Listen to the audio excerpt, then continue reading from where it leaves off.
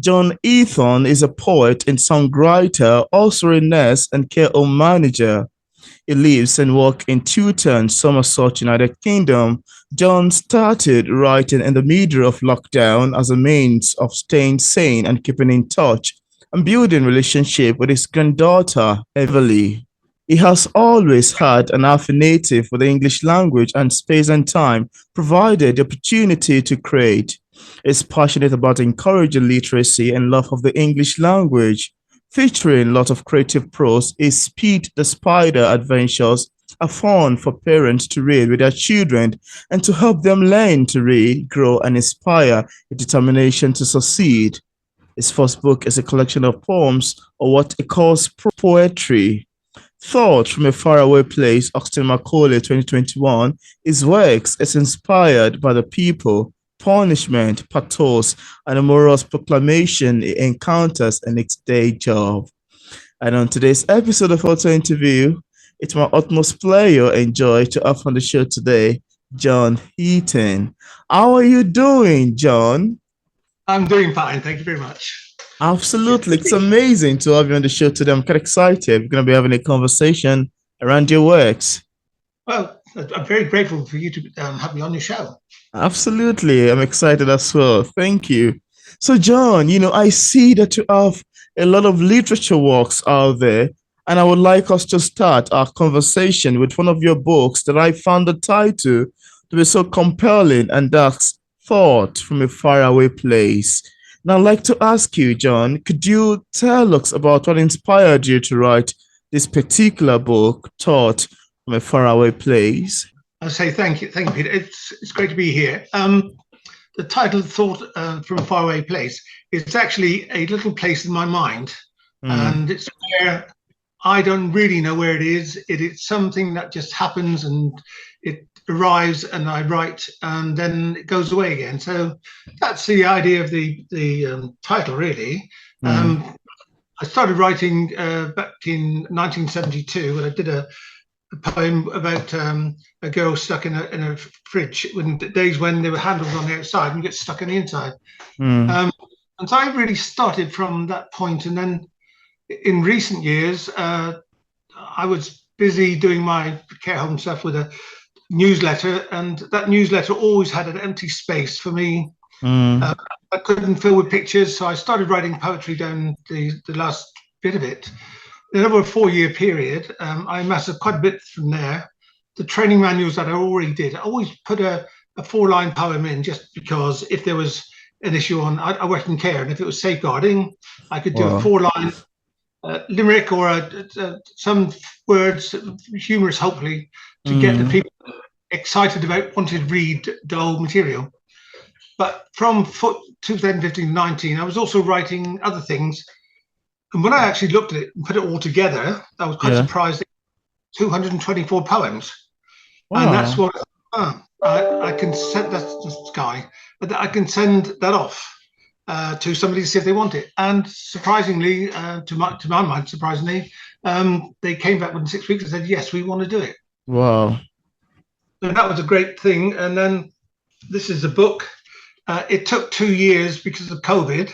Oh. So can you see that from where you are? Yeah, I can. Beautiful cover, even.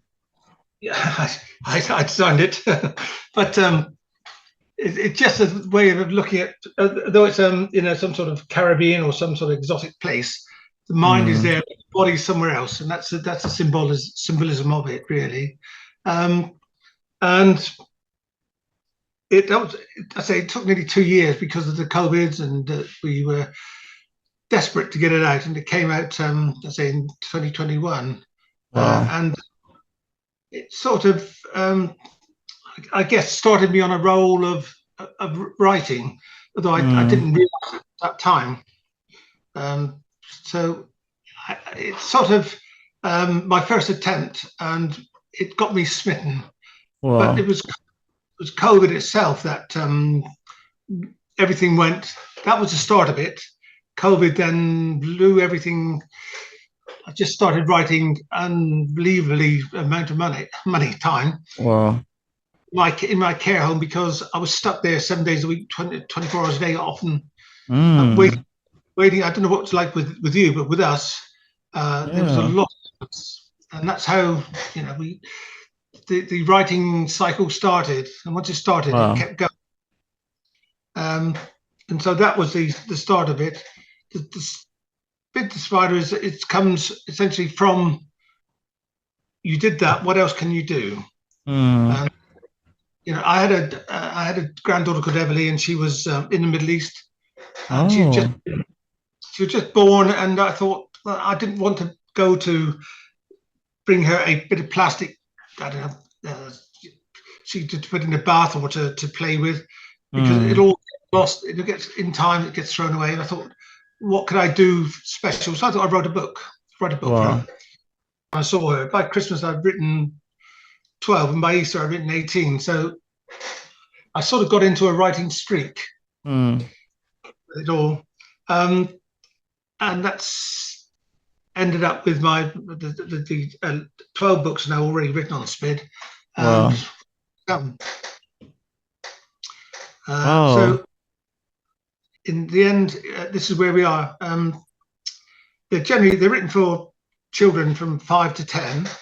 I guess 5 they're not really accomplished readers. At 10 they are. Mm. So you might get the parents reading to them at 5, and then part reading to them when they're 7. And by the time they're 10, they're reading it all. Wow.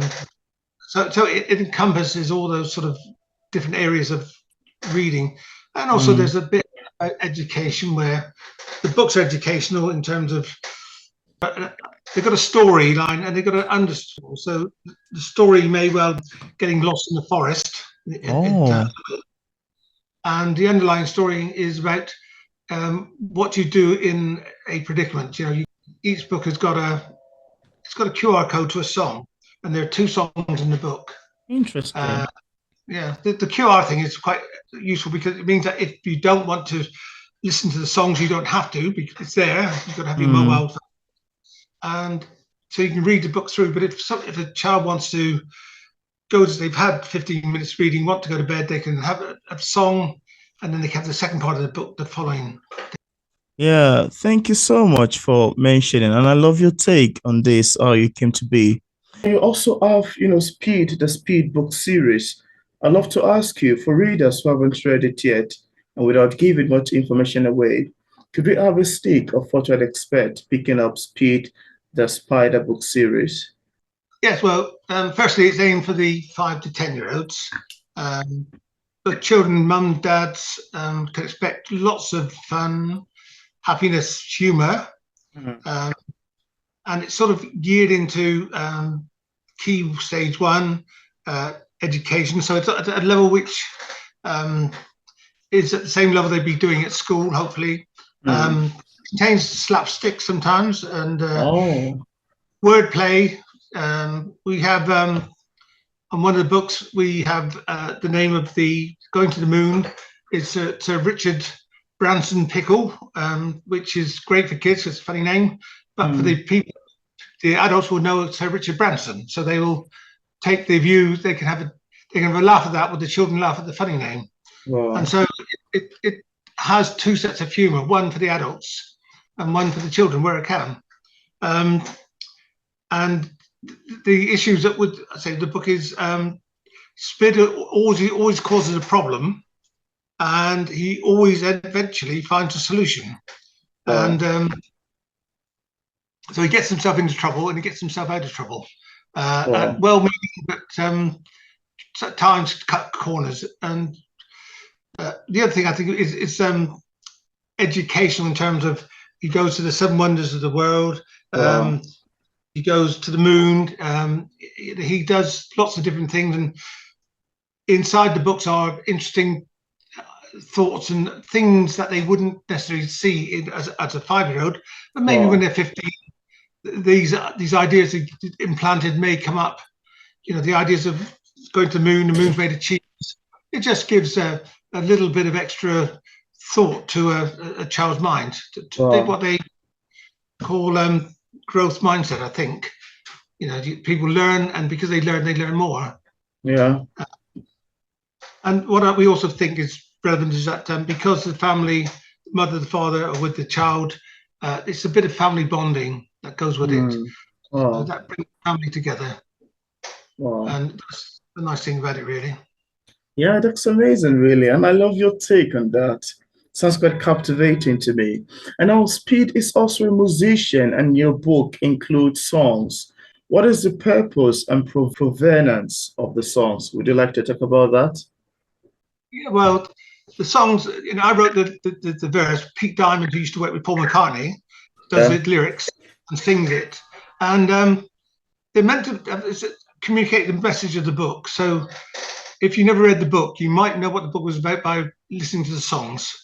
So Yeah. the songs on two levels, where if you take the Wookie Woo Halloween thing, the Wookie Woo, the scary stuff, is one song, Yeah. but the actual story is about friendship and loyalty and working as a team. And so the Wow. second song is about that. And so it brings into all the aspects of that group of people in order to keep safe, what they do to each other and for each other. Hmm. And that enhances, I think, the storyline and Wow. helps them memorize the book through the songs. That's amazing. That's so And, amazing.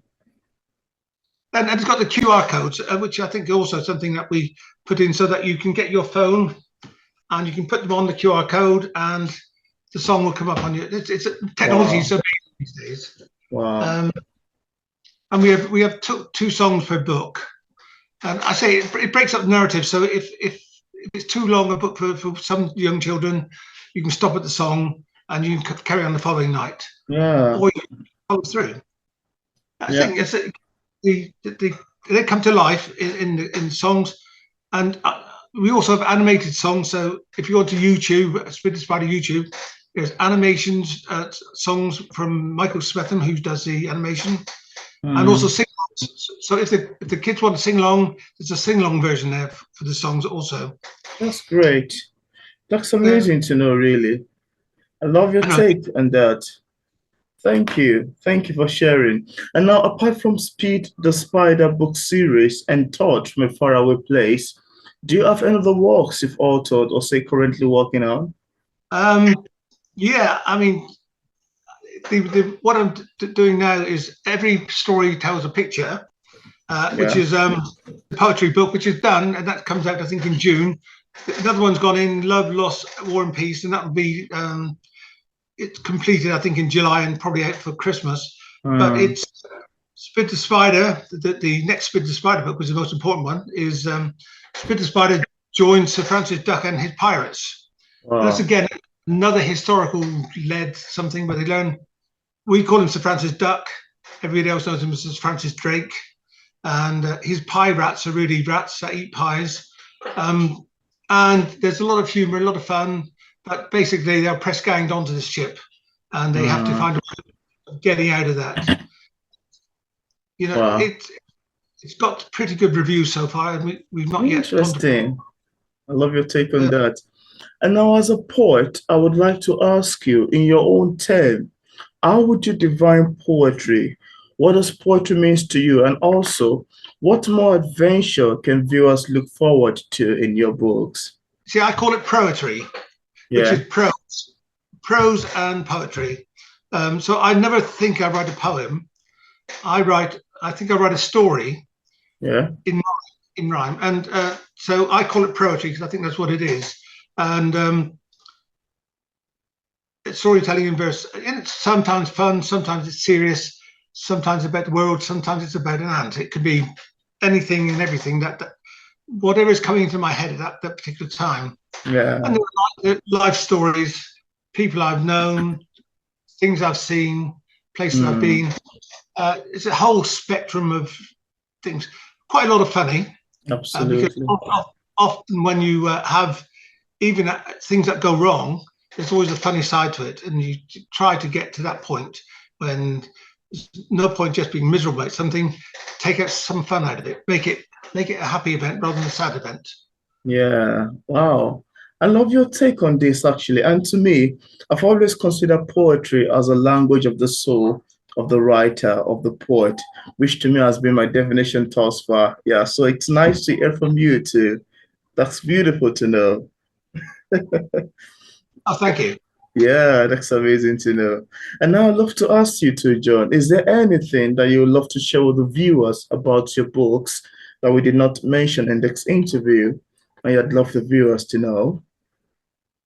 Yeah, I think the fact that every book has got a 5-star, and we use reviews, and all the reviews are different. Yeah. And when I'm writing a book, I think I know that it's good because I smile at my stories, and because I never know where I'm going with it, I sort of follow where I'm going. I'm not actually dictating where it goes.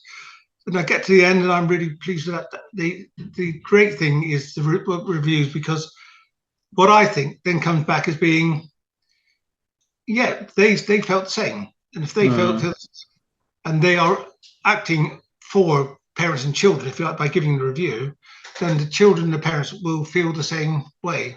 Yeah. And I think, and it takes a lot also of getting to the kids and what they, you know, I've got grandchildren which I know are more, I'm more aware of them because they're more recent. When they were growing up, I could relate to their age and their humor, and in coming to where I come to, I really felt, well, I was nearer to them than I was to my own children, because that's such a long time ago, and things have changed. I've changed with that, and Spid changes with the changing world. That's amazing. Wow, that's quite lovely to know, really. So thank you so much for sharing. And now, would you like to tell us, as a published author, could you tell us what publishing is like for a published author like yourself? Are there any challenges you've encountered in the process of writing your book, and also ever since it got published? Yeah, I mean, it's frustrating. You work hard and you get something, you think this is great, and then lack of knowledge, really. You don't know what to do or who to go to. Yeah. I spent a lot of time and money going to all the wrong people and getting lots of bits of information, but not actually getting any information that was going to do any good. And then I went to somebody who knows about the market of books, and that was helpful because he'd already written a book, and that gave me the confidence that he could point me in the right direction. Yeah. Of course, we got illustrators, and we got copy editors, and we got internet advisors and text editors, publishers, and there's a whole load of people. All of a sudden, you've got to everybody coordinate with everybody else too. Yeah. And that's quite it's fun, and we all get on well together. Sometimes people don't do things on time, or you have to get there in the end. And I think it's quite amazing that everybody who works with it, they all love the books, which I think is, I don't think they're saying that. I think they do love the books, and they're always wanting to get to the end to get another one. Thank you. That's amazing. And I love your take on this, really. It sounds quite, intriguing to me. So thank you so much for sharing. Now, John, would you like to read a short section of your book to the listener? It could be a favorite line, a favorite paragraph, or even your favorite page if you would like to. Okay, I'll do it from this, which is recognized to be one of the funniest. Spid the Spider. This is Spid the Spider gets spooked at Halloween. Okay, let's do this. Okay. Spid the Spider gets spooked at Halloween. Spid began to think he was actually walking through Wookie Hollow woods on the last day of October. Oh. He heard the swish as he kicked the crispy brown leaves on the ground.